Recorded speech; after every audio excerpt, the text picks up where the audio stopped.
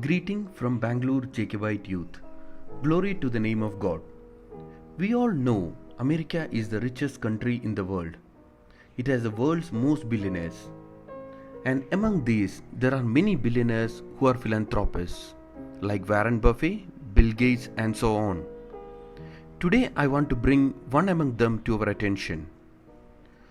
Chuck Finney, an American billionaire, today is a man of no property. He and his wife Helga live in a modest rented apartment in San Francisco. He has no car or luxuries of any kind. No, the billionaire is not broke. He has devoted his $8 billion fortune to make the world a better place. There are two things which sets him apart from others.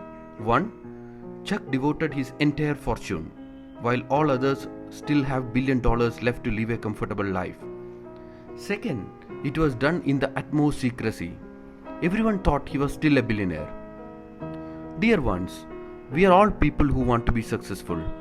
And success in most of our perspective are two things. One is success with wealth or success with position. When we look at the Bible, there is a lot of talk about wealth or rich. It is this verse that comes to my mind first.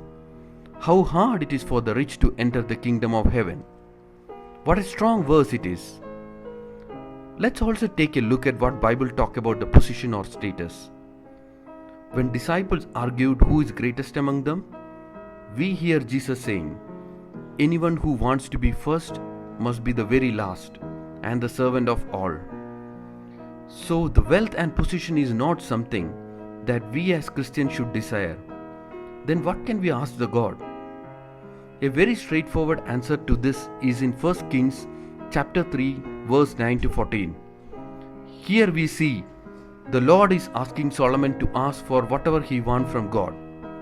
And Solomon did not ask for long life, he did not ask for wealth, did not ask for the death of his enemies, but he asked for the wisdom.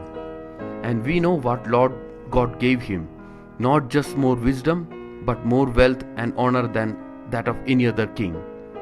In this Lenten time, let's pray to God not to make us wealthy or not to give us the highest position, but pray for the wisdom for justice and to know the difference between good and evil. Then as our Lord Jesus Christ said, seek first God's kingdom and His righteousness, and all these things will be given to you as well. God bless you all. Amen.